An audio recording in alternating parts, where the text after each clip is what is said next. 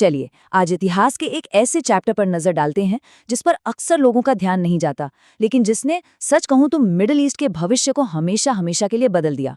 हम बात कर रहे हैं 1936 से 1939 के फिलिस्तीनी अरब विद्रोह की। ये 3 साल, ये एक ऐसा टर्निंग पॉइंट थे जिसने आने वाले कई दशकों के संघर्ष की नींव रख दी।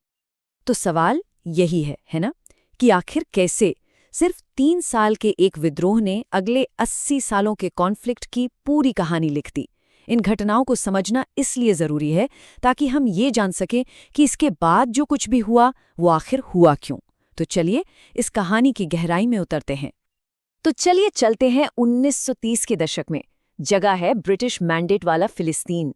उस वक्त ना इतिहास की 2 बहुत बड़ी, बहुत ताकतवर लहरें एक दूसरे से टकराने ही वाली थीं, और इस टकराव से एक ऐसा तूफान उठने वाला था जो सब कुछ बदल देता।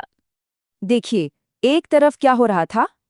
यूरोप में एंटीसेमिटिज्म यानी यहूदी विरोधी भावनाएं बढ़ रही थीं। इसके जवाब में ज़ायोनिस्ट मूवमेंट, जो यहूदियों के लिए एक अलग देश की मांग कर रहा था, वो तेजी से जोर पकड़ रहा था। और दूसरी तरफ फिलिस्तीन में बहुत बड़ी संख्या में यहूदी आ रहे थे और बड़े पैमाने पर जमीनें खरीदी जा रही थीं।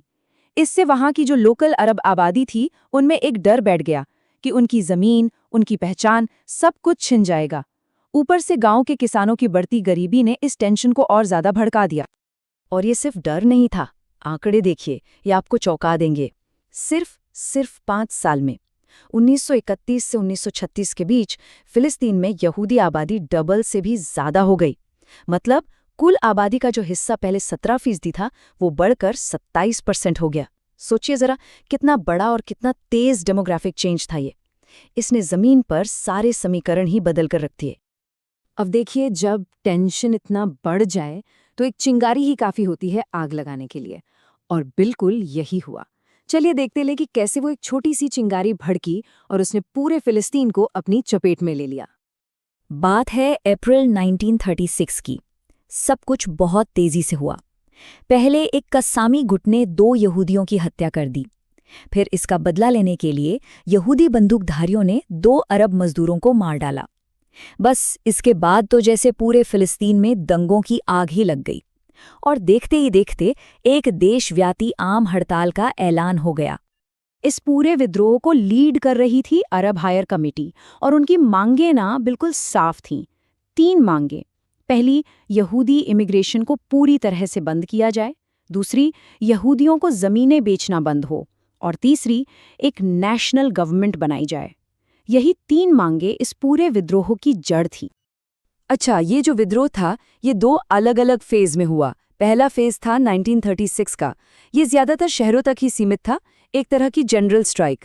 जब ये फेज कुछ पॉलिटिकल वादों और मिलिट्री एक्शन की धमकी से खत्म हुआ, तो 1937 के आखिर में दूसरा फेज शुरू हुआ, और ये कहीं ज्यादा हिंसक था।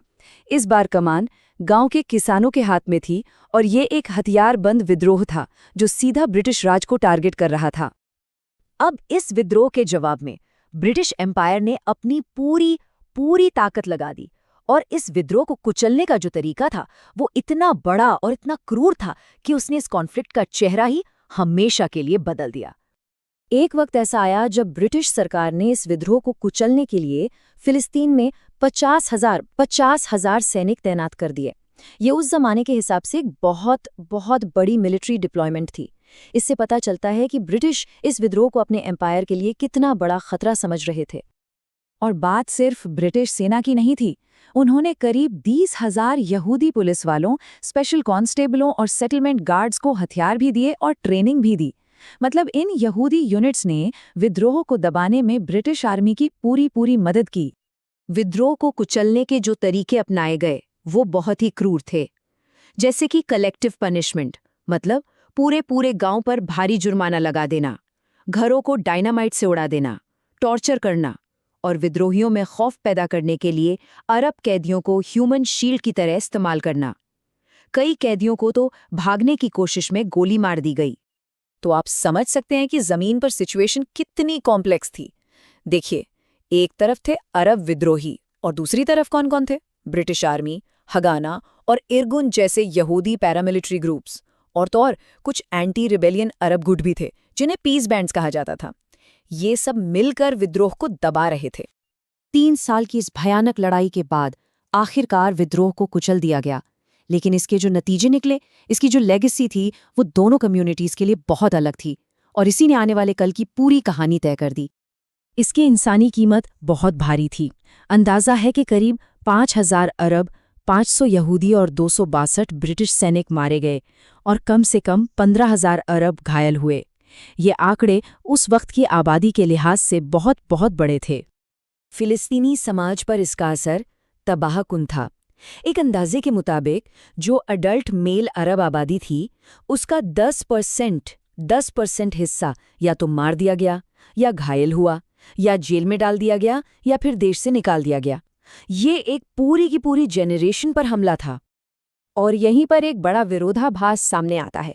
इस विद्रोह ने फिलिस्तीनी अरब लीडरशिप को पूरी तरह बिखेर कर रख दिया और उनकी आबादी के पास हथियार नहीं बचे। वहीं दूसरी तरफ यहूदी कम्युनिटी, जिसे यशूव कहते थे, वो ब्रिटिश मदद की वजह से मिलिट्री के लिहाज से कई ज्यादा मजबूत, ऑर्गेनाइज्ड और आर्थिक रूप से इंडिपेंडेंट होकर उभरी। असल में इसी तजुर्बे ने उनकी फ्यूचर आर्मी की नींव रखी और 1948 की लड़ाई के लिए एक बहुत ही असंतुलित स्टेज तैयार कर दिया। हाँ, विद्रोह का एक फौरी नतीजा जरूर निकला। वो था ब्रिटिश पॉलिसी में एक बड़ा बदलाव। अब दूसरा वर्ल्ड वॉर करीब आ रहा था, तो अरब दुनिया को खुश करने के लिए ब्रिटेन 1939 का व्हाइट पेपर लेकर आया। इसमें यहूदी इमिग्रेशन और जमीन खरीदने पर सख्त पाबंदियां लगा दी गईं। जाहिर है, ज़ायोनिस्ट मूवमेंट को इससे बहुत निराशा हुई, लेकिन तब जमीन पर पावर का बैलेंस पूरी तरह बदल चुका था।